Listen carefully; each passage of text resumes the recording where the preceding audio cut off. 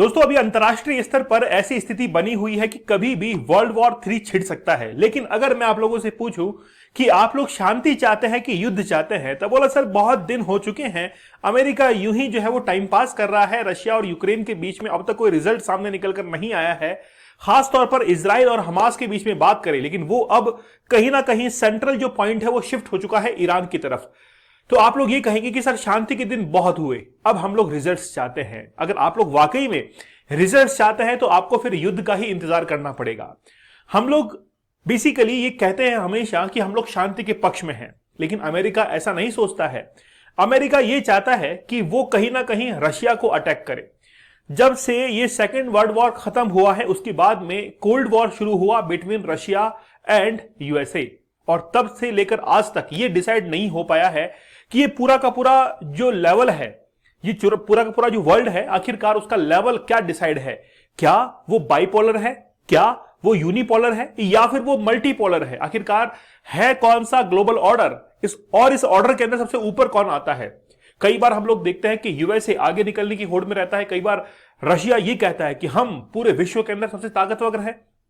तो यूएसए से ये आज ताज जो है वो छिनता हुआ जा रहा है। इसीलिए उसने डिसाइड किया है कि हम लोग जो थर्ड जो एयर डिफेंस सिस्टम है, इसको किसको सप्लाई करेंगे, इजराइल को सप्लाई करेंगे। तो रिसेंटली यूएसए ने कहा है कि US to send third anti missile system to Israel to boost defence amid attacks. लेकिन क्या वाकई में इससे इजराइल को नुकसान होगा कि फायदा होगा? देखिए, इसके अगर हम लोग अगेंस्ट के अंदर देखें तो ईरान जो है वो इसके अगेंस्ट के अंदर है, वहीं पर हमला होने वाला है। लेकिन क्या ईरान चुपचाप बैठने वाला है? ईरान के पास में S-400 मिसाइल्स है। S-400 एक जबरदस्त एयर डिफेंस सिस्टम है। इसका लोवेस्ट वर्जन S-300 है।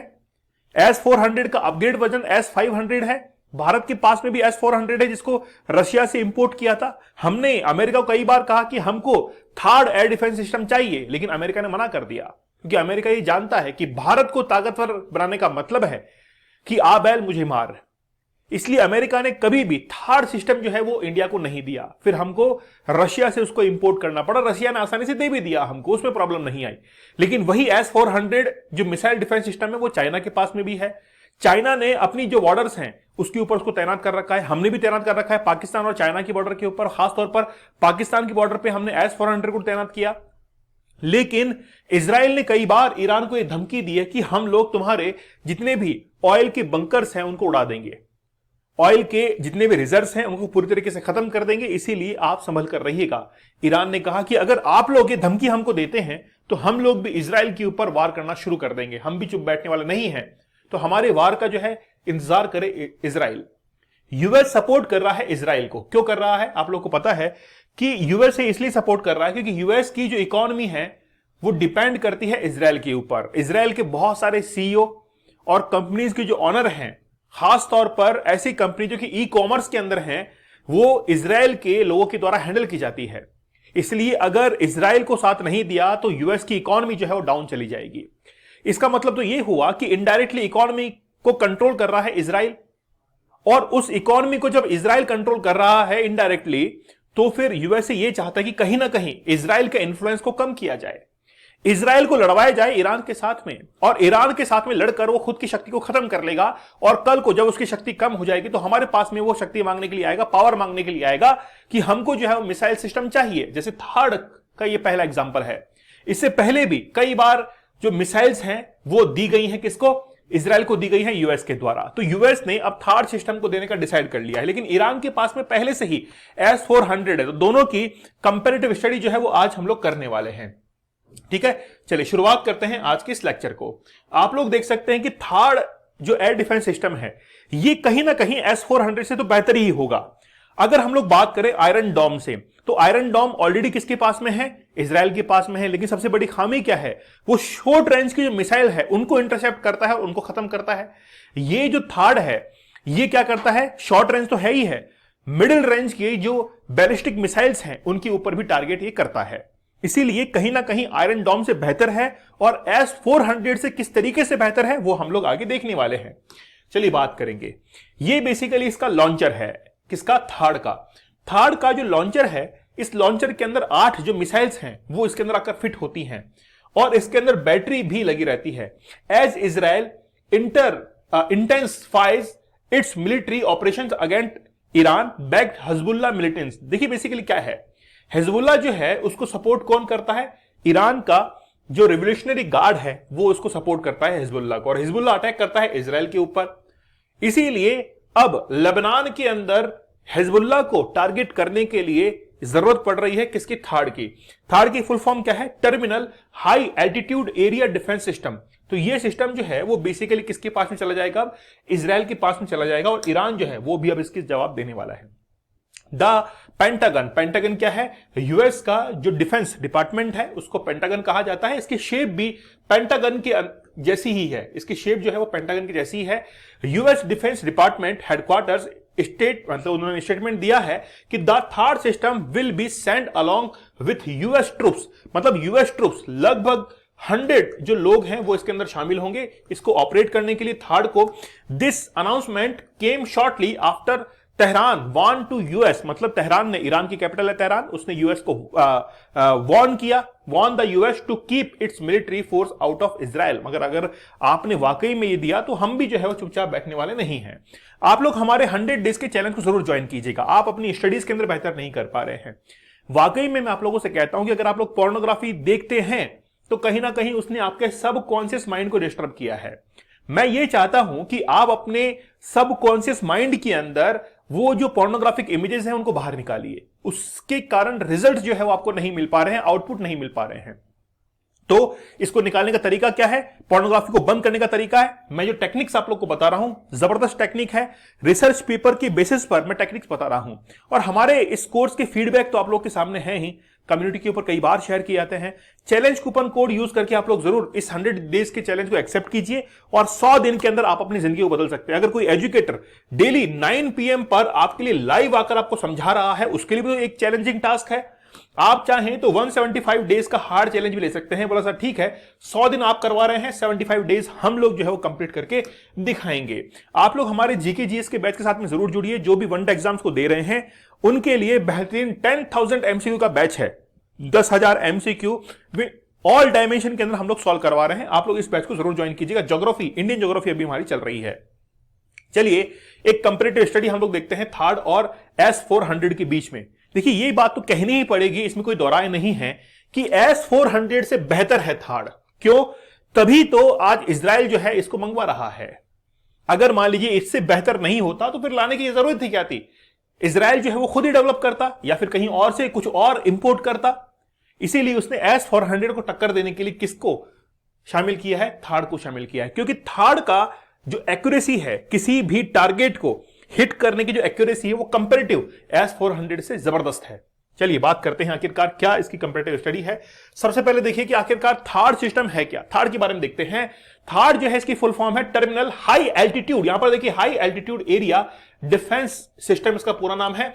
ग्राउंड बेस एक मिसाइल डिफेंस सिस्टम है जो कि इंटरसेप्ट करती है बैलिस्टिक मिसाइल्स को, और बैलिस्टिक मिसाइल जो कि हो सकती है मीडियम रेंज के अंदर, हो सकती है शॉर्ट रेंज के अंदर, सम इंटरमीडिएट रेंज बैलिस्टिक मिसाइल्स उसको भी क्या कर सकती है, इंटरसेप्ट कर रखी है। और 200 किलोमीटर अगर कोई दूर मिसाइल है उसको वो टारगेट करके वहीं पर आसमान के अंदर ही जो है वो खत्म कर देगी। इसके अंदर 6 जो है वो ट्रक माउंटेड लॉन्चर्स हैं, मतलब 6 जो लॉन्चर्स हैं उनके अंदर लगभग 8 बेसिकली क्या है कि अलग अलग टाइप्स की मिसाइल जो है उसके अंदर लॉन्च कर सकते हैं। 6 लॉन्चर्स इसके अंदर हैं, 48 इंटरसेप्टर्स लगे हुए हैं जो कि इंटरसेप्ट करते हैं उस मिसाइल को। फिर रेडियो और रडार सिस्टम भी इसके अंदर लगा हुआ है, और इसको ऑपरेट करने के लिए, एक को ऑपरेट करने के लिए 100 सोल्जर्स की जरूरत पड़ेगी इसको ऑपरेट करने के लिए। इसीलिए यूएस ट्रूप जो है वो भी इसके साथ में इजराइल के अंदर पहुंच चुके हैं। ठीक है, चलिए बात करते हैं कंपैरेटिव स्टडी। इसकी कोस्टिंग जो है यहां पर ये थार्ड के बारे में है और ये जो है वो S-400 के बारे में है। कोस्टिंग में अगर हम लोग देखें तो लगभग $900 मिलियन के आसपास में जो है कोस्टिंग आती है थार की। लेकिन अगर हम लोग देखें S-400 की तो लगभग $550 मिलियन है किसकी, S-400 की। लॉन्चर्स की बात करें तो थार्ड के अंदर 6 लॉन्चर्स हैं और यहां पर 9 लॉन्चर्स हैं।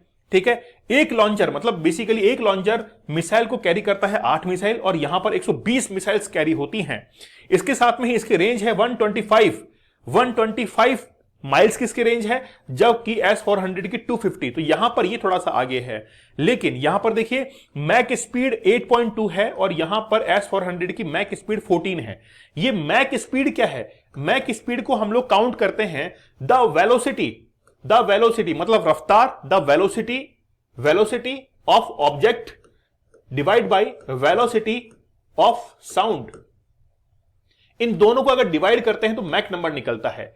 अगर मैक नंबर 1 है तो हम लोग कहते हैं कि वो बेसिकली एक साउंड के बराबर ट्रेवल कर रही है। अगर साउंड से 8 गुना ज्यादा है तो वो कौन सा है, वो थर्ड है। और अगर साउंड से लगभग 14 गुना ज्यादा स्पीड है उसकी तो वो कौन सा है, S400 है। इसके बाद में सर्विस सीलिंग, यहां पर बहुत बड़ा डिफरेंस है। मतलब एक्यूरेसी के बारे में बात कर रहा है कि आखिरकार एक्यूरेसी क्या है, तो थर्ड की एक्यूरेसी जबरदस्त है। हां, हो सकता है कि स्पीड भले ही कम हो लेकिन हमको एक्यूरेसी जबरदस्त चाहिए। ये उसका रडार सिस्टम है।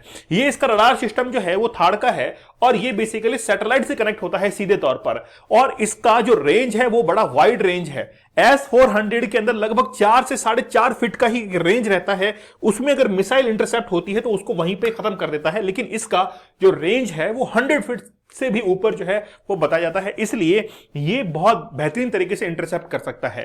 थर्ड के बारे में बात करें तो terminal high altitude air defence system and this is anti ballistic missile defence system है। Means it is specially design to counter ballistic missiles. This system is capable to engage short range as well as intermediate. मतलब short range तो ये intercept कर ही सकता है, साथ में medium range को भी इंटरसेप्ट कर सकता है। This system is manufactured by American company Lockheed Martin. आप लोगों ने देखा होगा कि कई बार जो एयरफोर्स के प्लेन्स हैं वो भी बनाए जाते हैं लॉकहीड मार्टिन के द्वारा, तो उसी ने ही थर्ड सिस्टम को भी बनाया है और यूएस आर्मी के अंदर इसको डिप्लॉयड किया गया था 2008 के अंदर। अगर हम लोग S400 की बात करें तो इसको डिजाइन किया गया है स्पेशली एंटी एयरक्राफ्ट वेपन्स के तौर पर और इसमें यानी कि जो शॉर्ट रेंज होती है मैक्सिममली वही इसको ये टारगेट कर पाता है।